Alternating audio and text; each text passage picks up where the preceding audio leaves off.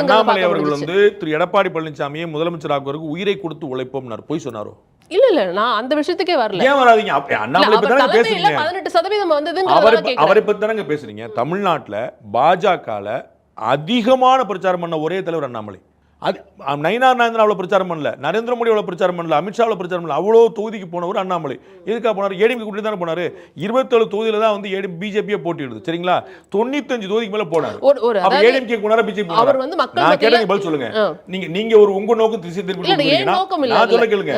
27 தொகுதி தான் பிஜேபி போட்டிடுச்சு. 95 தொகுதியில அவர் பிரச்சாரம் பண்ணார். யாருக்கு? எந்த கட்சிக்கு? திமுகவுக்கா? அதிமுக தான் பிரச்சாரம் பண்ணாரு. அப்ப அதிமுகவோட முரண்பட்டாருன்னு சொன்னீங்க. எப்ப? கூட்டணி இல்லாத போது. அதிமுக உடன்பட்டார். கூட்டணி வந்த போது அதிமுக ஊழல் கட்சின்னு திரு விஜய் சொன்னாரா இல்லையா?